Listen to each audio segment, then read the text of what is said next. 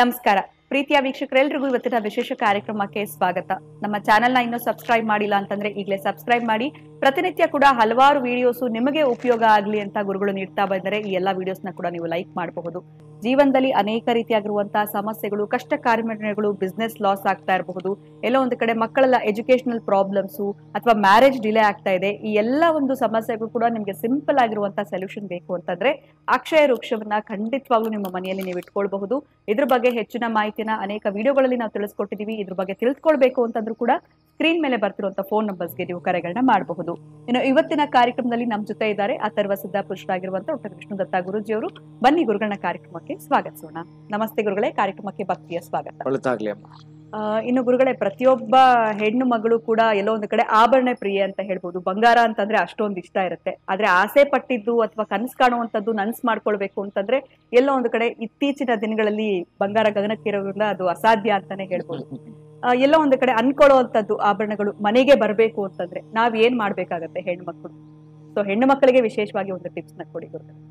ಅಲ್ಲ, ಅಂಗಡಿಯಲ್ಲಿ ಇರೋ ಆಭರಣ ಮನೆಗೆ ಬರ್ಬೇಕು. ಅಂಗಡಿ ಒಂದು ದುಡ್ಡು ಕೊಟ್ಟು ತರಬೇಕು. ಆ ದುಡ್ಡು ಕೊಡೋದಕ್ಕೆ ಕಷ್ಟ ಆಗುತ್ತೆ ಗುರುಗಳೇ. ಆ ಒಂದು ಕನೆಕ್ಷನ್ ಹೇಗೆ? ಓಂ ವಿಶ್ವಸ್ಮೈ ನಮಃ. ಪ್ರೀತಿಯ ಬಂಧುಗಳು, ನಿಜ ಪಾಪ ಇದು. ಎಷ್ಟೋ ಜನ ಹೆಣ್ಮಕ್ಳು ಮನೆಯಲ್ಲಿ ಏನೋ ಹೇಳ್ತಾರೆ, ಗಂಡ ಸಂಜೆ ಬಂದ್ರೆ ಏನ್ ತಂದ ಅಂತ ಕಾಯ್ತಿರ್ತಾರಂತೆ. ಅದು ಪ್ರೀತಿ ವಾತ್ಸಲ್ಯಗಳ ಮಧ್ಯೆ ಇರುವಂತದ್ದು. ಬಹುಶಃ ಇವತ್ತು ಗಂಡ ಹೆಂಡತಿ ಖುಷಿ ಖುಷಿಯಾಗಿ ಸಂತೋಷವಾಗಿ ಚೆನ್ನಾಗಿ ನಗುನಗುತ್ತಾ ಇದ್ರೆ ಅದೇ ದೊಡ್ಡ ಆಭರಣ ಆಗಿದೆ. ಬಹುಶಃ ಆ ಆಭರಣ ಕಳೆದು ಹೋಗಿದೆ. ಅದು ವಿತ್ ನಿಮ್ಮ ಜೊತೆಗೆ ನಿಮಗೆ ಬೇಕಾಗಿರೋ ಮೆಟಲ್ ಆಭರಣ, ಏನ್ ನೀವು ಗೋಲ್ಡ್ ಕೇಳ್ತಾ ಇದ್ದೀರ, ಅದು ಮನೆಗೆ ಬರಬೇಕಾದ್ರೆ ಯಾರಿಗೆ ಈ ಅಭಿಲಾಷೆ ಇರುತ್ತದೋ, ಬಹುಶಃ ಆಭರಣ ನನಗೆ ಬೇಕು ಅಂತಕ್ಕಂಥವರು ನಮ್ಮ ಮನೆಗೆ ಅನೇಕ ರೀತಿಯಾಗಿರ್ತಕ್ಕಂತಹ ರಜತ ಹಾಗೂ ಸುವರ್ಣ, ರಜತ ಬೆಳ್ಳಿಯ ಬಂಗಾರದ್ದು ಒಡವೆಗಳು ನಮ್ಮ ಮನೆಗೆ ಬರಬೇಕು ಅಂತ ಸಂಕಲ್ಪ ಇರುತ್ತೆ. ಪಾಪ ಎಷ್ಟೋ ಜನ ನಮ್ಮ ಮನೆಗೆ ಬೆಳ್ಳಿ ದೀಪ ತೆಗೆದುಕೊಳ್ಬೇಕು ಅಂತ ಪ್ರಯತ್ನ ಪಡ್ತಾ ಇರ್ತಾರೆ. ಪಾಪ ಸಣ್ಣ ಸಣ್ಣ ಇಟ್ಕೊಂಡಿರ್ತಾರೆ, ಯಾರ್ದೋ ಮನೆಯಲ್ಲಿ ದೊಡ್ಡ ದೀಪ ನೋಡಿರ್ತಾರೆ.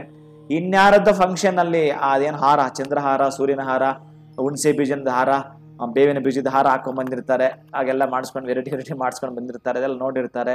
ಪಾಪ ಅವ್ರಿಗೆ ಹಾಕೊಳ್ಳೋಕ್ಕಾಗಲ್ಲ, ಸುಮ್ಮನೆ ಇರೋಕ್ಕಾಗಲ್ಲ. ನೋಡ್ಕೊಂಡು ಪಾಪ ಎಲ್ಲೋ ಒಂದ್ ಕಡೆ ಜಲಸ್ ಫೀಲ್ ಆಗ್ತಾರೆ, ಬೇಸರಕ್ಕೊಳಗಾಗ್ತಾರೆ. ಅವರವರ ಯೋಗಗಳು, ಅವರವರ ಯೋಗ್ಯತೆಗಳು ಅವು. ಆದರೆ ನಿಮ್ಮದಾಗಿರುವ ಕನಸಿನ ಆಭರಣ ಯಾಕೆಂತಂದ್ರೆ ನೀವೇನ್ ದುಡಿತೀರಿ ಅದ್ರಲ್ಲಿ ತಗೊಳಕಾದೋ ಸಾಕು. ಇನ್ ದೊಡ್ಡ ಮಟ್ಟದ ಆಸೆ ಬೇಡ. ಏನೋ ದುಡಿತಾ ಇದ್ದೀರಿ, ಆ ದುಡಿಮೆ ನೀವೊಂದು ಆಭರಣ ತೆಗೆದುಕೋಬೇಕಂತ ಎತ್ತಿಟ್ಟಿದ್ದೀರಿ, ಅದು ಇನ್ಯಾವುದಕ್ಕೋದು ಫೋಲ್ ಆಗ್ತಾ ಇದೆ, ಇನ್ಯಾವುದಕ್ಕೋದು ವ್ಯಯ ಆಗ್ತಾ ಇದೆ, ಇನ್ಯಾವುದಕ್ಕೋದು ಖರ್ಚಾಗ್ತಾ ಇದೆಯಪ್ಪ.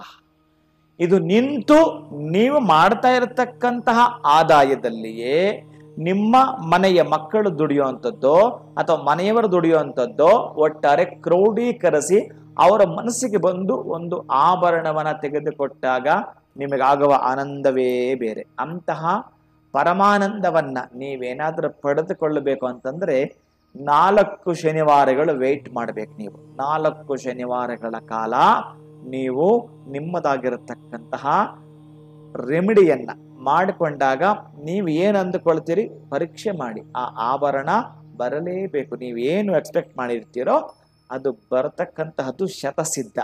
ಈ ಶನಿವಾರದ ದಿವಸ ನೀವು ಸಂಜೆ ನಿಮ್ಮ ಮನೆಯಲ್ಲಿ ಶುಕ್ರವಾರದ ಹಿಂದಿನ ದಿವಸ ತಂದಿಟ್ಕೊಂಡಿದ್ದು ಈ ಕಡಲೆಯನ್ನ ಉಸ್ಲಿ ಮಾಡ್ತಾರಲ್ಲ, ಕಡಲೆ ಉಸಲೆಯನ್ನ ಜೊತೆಗೆ ತುಳಸಿಯನ್ನ ಶನಿವಾರ ಶ್ರೀನಿವಾಸನ ದೇವಸ್ಥಾನಕ್ಕೆ ಕೊಟ್ಟು ಬರಬೇಕು. ಎಷ್ಟು ನೀವು ಈ ಶನಿವಾರ ಎಷ್ಟು ಕೊಟ್ಟಿದ್ದೀರಿ?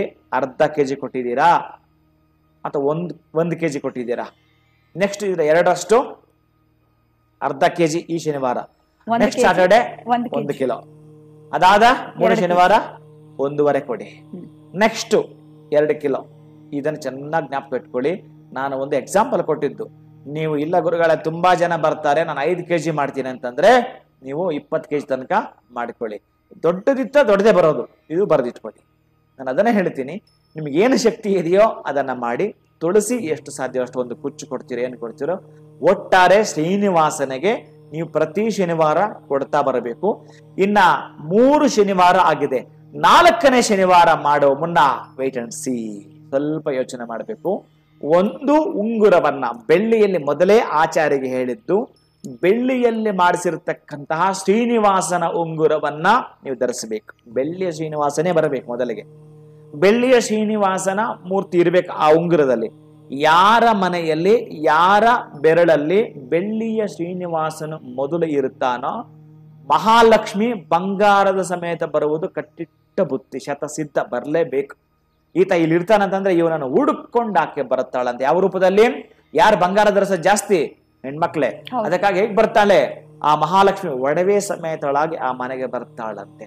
ಆ ಬೆಳ್ಳಿಯದ ಶ್ರೀನಿವಾಸನದ್ದು ನಿಮ್ಮ ಮನೆಯವರು ಹಾಕೊಳ್ಳಿ, ತೊಂದರೆ ಇಲ್ಲ, ಅಥವಾ ನಿಮ್ಮ ಮಗ ಹಾಕೊಳ್ಳಿ ಪರವಾಗಿಲ್ಲ, ನೀವು ಧರಿಸಿ ಪರವಾಗಿಲ್ಲ, ಹೆಣ್ಣು ಮಕ್ಕಳಾದ್ರೂ ಹಾಕಲಿ ಅಥವಾ ಗಂಡು ಮಕ್ಕಳಾದ್ರೂ ಹಾಕಲಿ, ಒಟ್ಟಾರೆ ಬೆಳ್ಳಿಯಿಂದ ಮಾಡಿಸಿರ್ತಕ್ಕಂತಹ ಶ್ರೀನಿವಾಸನ ದಯೆ ರಜತ ನಿಮಗಾಯ್ತೋ ಸುವರ್ಣ ಇನ್ನು ಬಂದ ಹಾಗೇನೆ. ಅದಕ್ಕೆ ನೀವು ಯಾರು ತಡೆ ಹಾಕ್ಲಿಕ್ಕೂ ಸಾಧ್ಯವಿಲ್ಲ. ಅಷ್ಟು ಶೀಘ್ರವಾಗಿ ನಿಮ್ಮ ಮನೆಗೆ ನೀವು ಅಂದುಕೊಂಡ ಬಂಗಾರವನ್ನ ಪಡೆದುಕೊಳ್ಳಲಿಕ್ಕೆ ಯೋಗ್ಯರು ಕೂಡ ಆಗ್ತೀರಿ, ಅಷ್ಟೇ ಸಫಲರಾಗ್ತೀರಿ. ಖಂಡಿತ ಗುರುಗಳೇ, ಬಹುಶಃ ಈ ಒಂದು ವಿಡಿಯೋ ಪ್ರತಿಯೊಂದು ಹೆಣ್ಣು ಮಕ್ಕಳು ಕೂಡ ಇಷ್ಟ ಆಗಿರುತ್ತೆ. ಸಾಕಷ್ಟು ಕನಸಿನ ಒಡವೆಗಳನ್ನ ಕೊಂಡ್ಕೊಳ್ಬೇಕು ಅನ್ನೋ ಆಸೆಯಲ್ಲಿ ಇರ್ತಾರೆ. ಉಪಯುಕ್ತವಾಗಿರುವಂತಹ ಮಾಹಿತಿ, ಅರ್ಥಪೂರ್ಣವಾಗಿರುವಂತಹ ಮಾತುಗಳನ್ನ ತಿಳಿಸ್ಕೊಟ್ಟಿದ್ದೀರಾ. ಬಹಳ ಧನ್ಯವಾದಗಳು ತಮಗೆ. ನಮಸ್ಕಾರ. ಹರೇ ಶ್ರೀನಿವಾಸ. ಇನ್ನು ಗುರುಗಳು ತಿಳಿಸಿರುವಂತ ಒಂದು ಪರಿಹಾರ ಏನ್ ಮಾಡ್ಕೊಳ್ಬೇಕಾಗತ್ತೆ ನಿಮ್ಮ ಕನಸನ್ನ ನನಸು ಮಾಡ್ಕೊಳ್ಬೇಕು ಅಂತಂದ್ರೆ, ಇನ್ನು ಆ ಕೆಲಸವನ್ನ ನೀವು ಶುರು ಮಾಡಬಹುದು. ಇವತ್ತಿನ ಕಾರ್ಯಕ್ರಮವನ್ನ ಮುಗಿಸುವಂತ ಸಮಯ ಆಗಿದೆ. ಮತ್ತೊಂದು ಹೊಸ ವಿಡಿಯೋನಲ್ಲಿ ಭೇಟಿ ಮಾಡ್ತೀನಿ. ನಮಸ್ಕಾರ.